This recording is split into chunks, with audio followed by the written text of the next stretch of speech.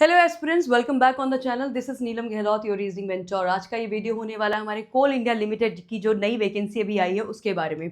आपको याद होगा 2025 में भी कोल इंडिया लिमिटेड का वैकेंसी आया था, पर उस टाइम पे जो आपकी पोस्ट निकाली थी, यानी कि जिसमें इन्होंने वैकेंसी निकाली थी वो डिफरेंट थी। उसका जो ग्रेड लेवल था वो E2 ग्रेड लेवल था, और इस बार यानी कि 2026 में जो कोल इंडिया लिमिटेड की तरफ से वैकेंसी निकाली गई है या पोस्ट जिनमें वैकेंसी निकाली गई वो डिफरेंट है और ये E1 ग्रेड पे है। आई एम श्योर आपने ये जो डिफरेंस है नोटिस किया होगा। तो चलिए डिस्कशन करते हैं आज इस वीडियो में एलिजिबिलिटी क्राइटेरिया और सिलेक्शन प्रोसेस के बारे में। कौन एस्पिरेंट्स हैं जो इसमें सिलेक्शन जो इसमें एलिजिबल हैं इस एग्जाम को देने के लिए। एलिजिबिलिटी क्राइटेरिया इसका बहुत सिंपल है। आई थिंक मैक्सिमम बच्चे ऐसे होंगे जो इसको फॉर्म को फिल कर पाएंगे। और साथ में फिर सिलेक्शन प्रोसेस क्या है वो भी बहुत आसान है इसका, ठीक है। तो दोनों चीज़ों पर नजर डालेंगे। Let's get started. इससे पहले कि मैं आगे बढ़ूँ, आप सब लोगों से रिक्वेस्ट है चैनल को सब्सक्राइब जरूर कर देना, ताकि आपको सभी अपडेट्स मिलते रहें। इस तरीके के सभी नोटिफिकेशन, जॉब अपडेट्स आपको यूं ही लगातार मिलते रहे। और अगर वीडियो अच्छा लगे तो लाइक करके जरूर जाइएगा। चलिए शुरू करते हैं। नाउ कोल इंडिया लिमिटेड, आपको पता है ये क्या है? ये PSU है। PSU का मतलब होता है पब्लिक सेक्टर अंडरटेकिंग, और ये आता है आपके महारत्ना की कैटेगरी में। एक और चीज जो इसके साथ जुड़ जाती है वो है ये महारत्ना की कैटेगरी में आता है, और डेफिनेटली सरकारी नौकरी है, completely under the government of India. तो this is recruitment of management trainee, और यहाँ पे जो रिक्रूटमेंट हो रहा है यानी कि जो हमारी पोस्ट है वो क्या है, वो है मैनेजमेंट ट्रेनी की, और ग्रेड है मेरा क्या, E1। नाउ आज के इस सेशन में, इस वीडियो में हम क्या क्या बताने वाले हैं? इंपॉर्टेंट डेट्स बताऊंगी, पोस्ट डिटेल्स के बारे में बात करेंगे, eligibility criteria, selection process, exam pattern and salary, ये सारी चीजों को कवर करने वाले हैं। तो चलिए बिना किसी देरी के शुरू करते हैं। अगर बात की जाए इंपॉर्टेंट डेट्स की, है ना, अगर बात की जाए इंपॉर्टेंट डेट्स की, जस्ट 1 सेकेंड।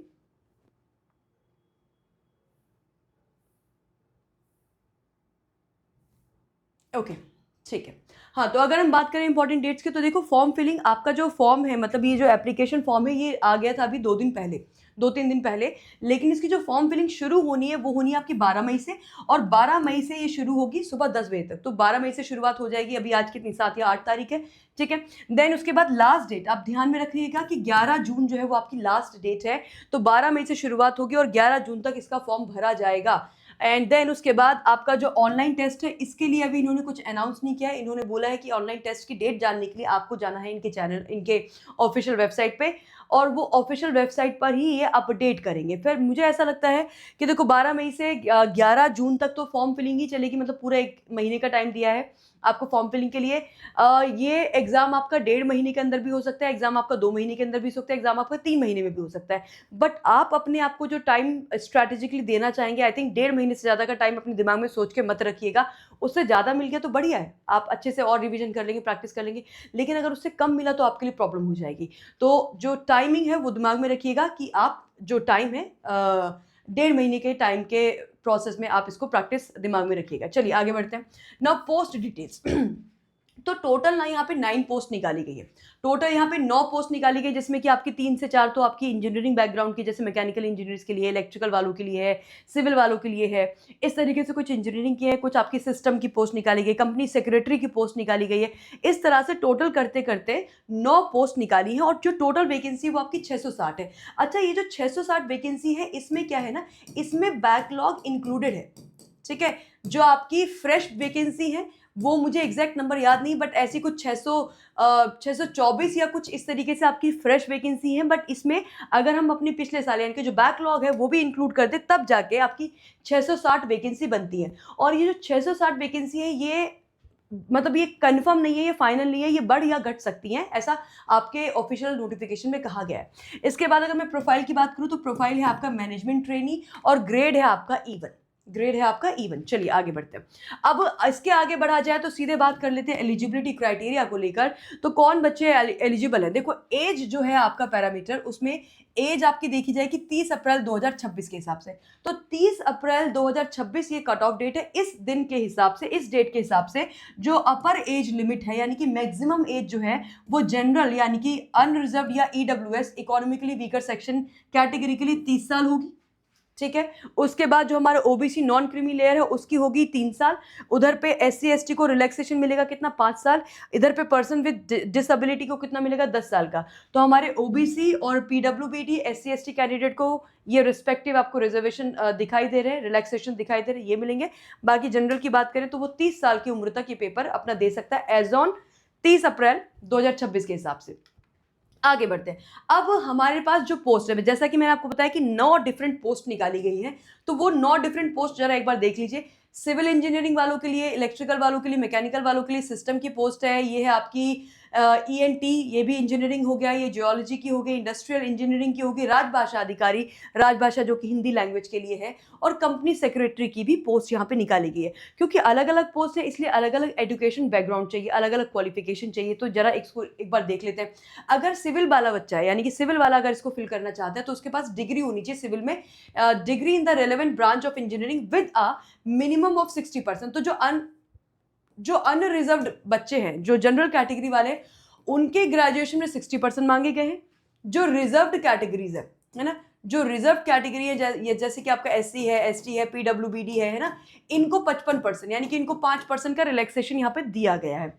तो अगर सिविल वाले एस्पिरेंट्स हैं, सिविल के लिए फिल करना चाहते हैं, तो आपके पास रेलेवेंट फील्ड में डिग्री होनी चाहिए। और अगर आप जनरल कैटेगरी से, तो आपका टोटल ओवरऑल जो एग्रीगेट स्कोर है आपका तीनों चारों सालों का, वो 60% होना चाहिए।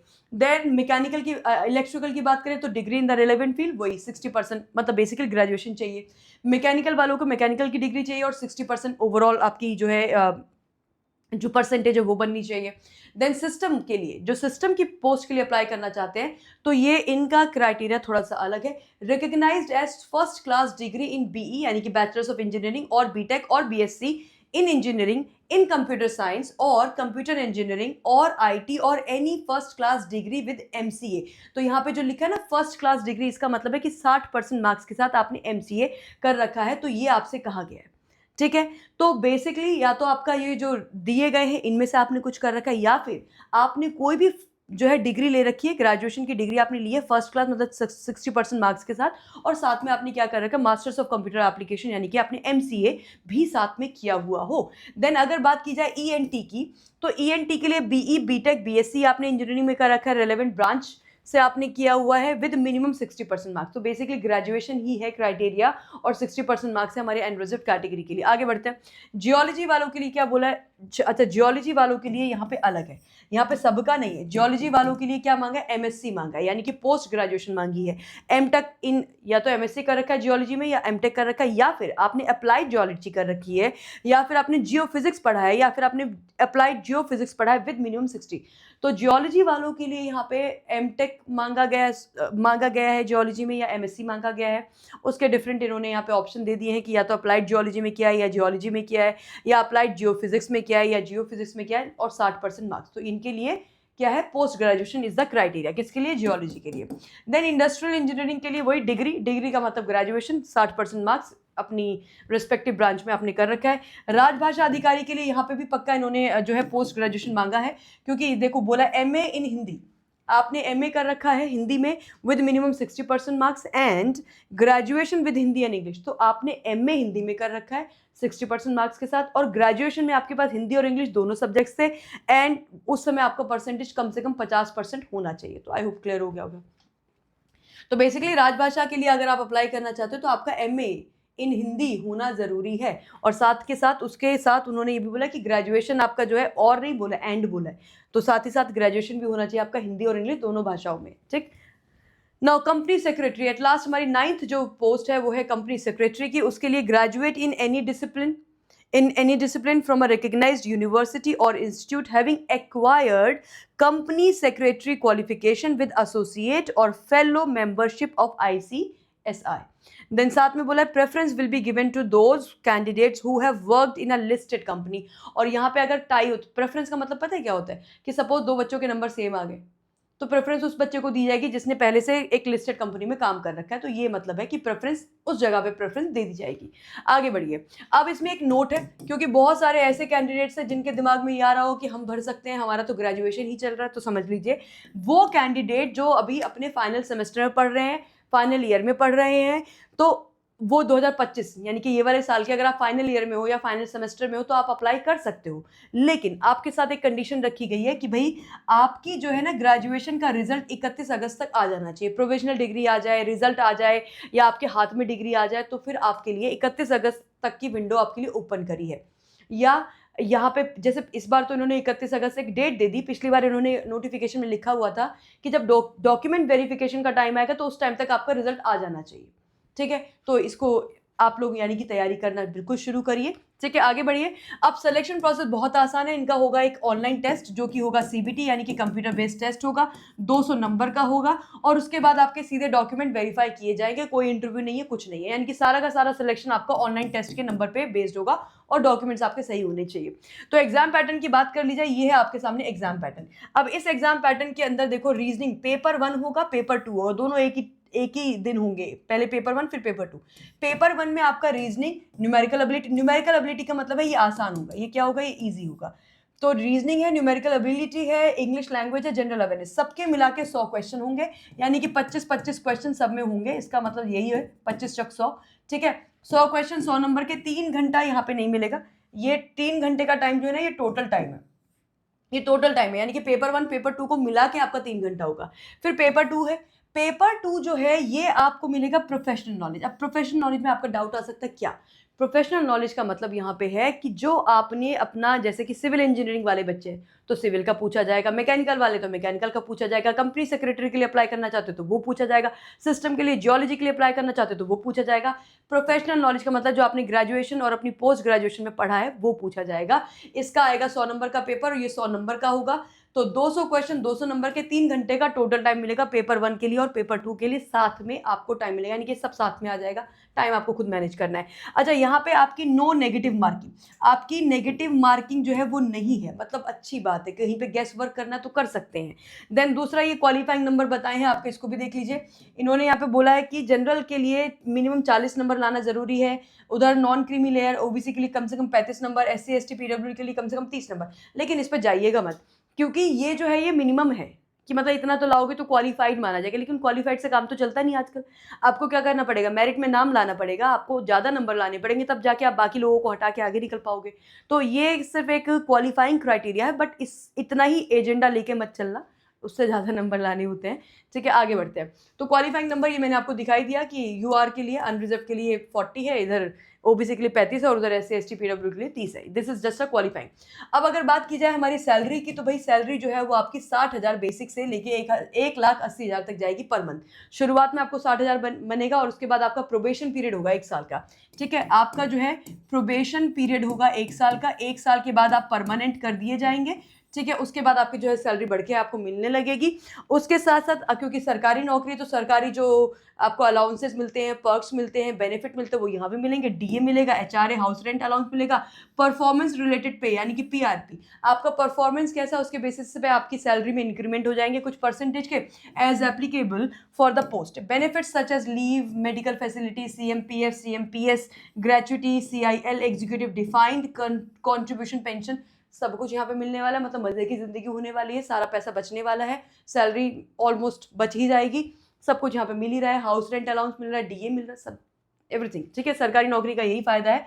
तो ये सारी चीजें हैं और ये इन्फॉर्मेशन आप तक पहुंचानी थी। एट लास्ट मैं आपको यही बोलूंगी कि पहले तो अपना मन बनाइए कि मुझे एग्जाम देना है, और अगर आपका वो मन बन चुका है तो then dig out the syllabus, उसको निकालो, प्रीवियस ईयर क्वेश्चन पेपर को निकालो, तैयारी करना शुरू कर दो। बहुत समय आपके पास नहीं होगा, मैक्सिमम 1.5 से 3 महीने का टाइम आप लोगों को मिलेगा, तो उसी टाइम पीरियड का आपको फायदा उठाना है। यानी कि अभी अगर आप जो दिन बर्बाद कर रहे हो, अगर आप इसके लिए एलिजिबल हो और देना चाहते हो, तो ये दिन आपको आगे जाके बहुत महंगे पड़ने वाले। रीजन उसका मैं आपको बता चुकी हूँ, क्योंकि बहुत टाइम मिलेगा नहीं। ठीक है, तो प्रीवियस ईयर क्वेश्चन पेपर आपको आसानी से मिल जाएंगे इसके, PYQ निकालिए इसके, और PYQ निकालने के बाद इसका सिलेबस जो है रखो अपनी टेबल पे, सिलेबस का PDF, और तैयारी करना शुरू कर दो। ठीक है, और इसके साथ साथ आपके इस चैनल पे जो है मदर्स डे की सेल शुरू हो गई है। इसमें सभी जितने भी महापैक है, सारे महापैक पे इस समय 79% का फ्लैट डिस्काउंट। कॉइन्स लगा दोगे अड्डा की एप्लीकेशन के तो थोड़ा और डिस्काउंट मिल जाएगा, और ट्रिपल वैलिडिटी आप लोगों को मिल रही है, तो इसका फायदा उठाइए, अपने महापैक में जो है आप एनरोल कर सकते हैं, and you can use this महापैक, इस बेनिफिट को उठा सकते हैं। डिस्काउंट कोड आप लोगों को जो यूज करना है वो मैं आपको बता देती हूँ। Use the discount code Y65 पर, आप लोगों की स्क्रीन के नीचे भी चल रहा है, डिस्काउंट कोड लगाना है आपको Y651, ये डिस्काउंट कोड आप लोगों को लगाना है। ठीक है, चलिए, ऑल द बेस्ट। इसके अलावा कोई इन्फॉर्मेशन चाहिए, सिलेबस जानना है, कट ऑफ जाननी है, let me know in the comment section, तो मैं उसको भी आपके साथ शेयर कर दूंगी। Thank you guys.